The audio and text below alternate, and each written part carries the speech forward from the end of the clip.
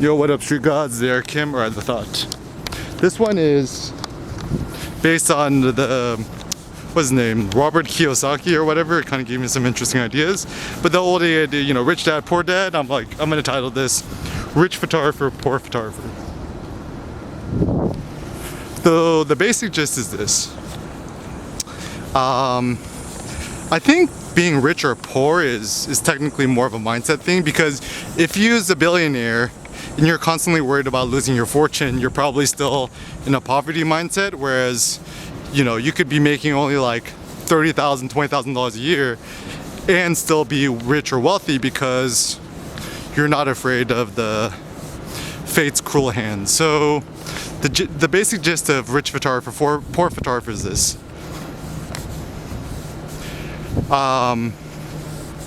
Try to position yourself in such a way that your photography, your artistic output and everything is not predicated on how expensive your camera is, you know, what brand you're using, or even how many social media followers you have. Because this is what I've discovered. The really, really rich people, or the elite that I've personally met, actually don't even use social media, and they actually try to intentionally make themselves as hidden from the internet as possible.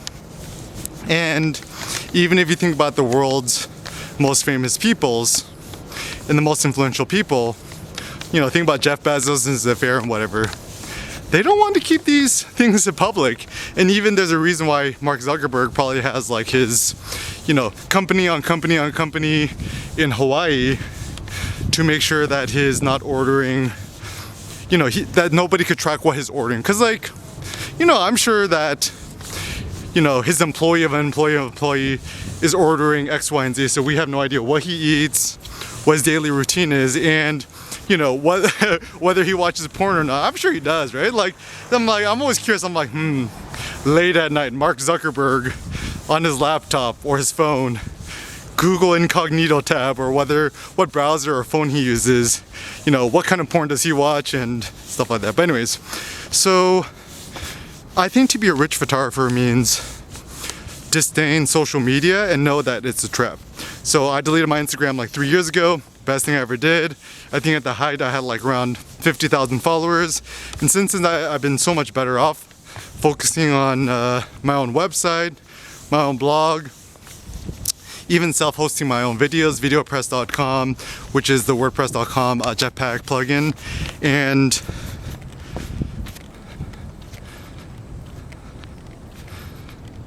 a poor photographer, in my opinion, is somebody who cares too much about the likes, the social media clout, and the followers, and has their self-esteem dependent on how many likes or followers or whatever you get. And then so the simple thing is this. Trust no photographer if they have one of those apps that has like, it tracks if somebody unfollowed you. I think that's a sign of somebody with low self-esteem. So a really rich photographer would actually be robust in terms of not worrying about externalizing their self-esteem to other people's opinion, because that's the most fragile position you could put yourself into, where your own personal self-esteem is predicated on how many followers you've got, or, you know, other people's opinion of you. Because the ultimate robust scenario is actually where you make photos because it brings you joy, and you could care less about the opinion of others, and also a position where your livelihood doesn't depend on the livelihood of other people's peer assessment of you. So for example, this is where I realized that most people on the YouTubes who monetize with ads and stuff are essentially slaves, because they need to produce videos and content which placates to the masses and their audience in order to get more page views and more clicks. And truth be told, like, I've met most people, like, the numbers are actually quite stark and grim. Let's say you get 1 million views, you might only get like $1,000 in advertising revenue, and that might even be a high estimate. And so, first of all, it's hard to get a video with 1 million views. And $1,000, I mean, yeah, it's a good chunk of change, but that's, dude, you could be a plumber and earn $150 an hour, right? And so, as a consequence, I think people are getting suckered by social media and they don't know the dark underbelly. So I plan on doing some more kind of exposés, just detailing my own personal experiences. But anyways, so when it comes to social media, only poor photographers, in my opinion, will use social media. The really rich or successful or the more robust, legit photographers, they don't fuck with social media, right? Like, think about it. Joseph Kudelka, I think he's still alive. He don't fuck with Instagram, Facebook, social media. He's like more hidden. He could just focus on his work.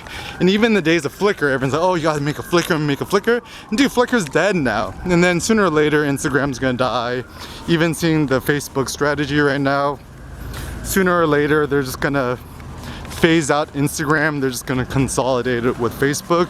And so just don't put yourself in a position where you're so dependent on social media for your self-esteem, your ego, your self-worth, or even your financial livelihood, right?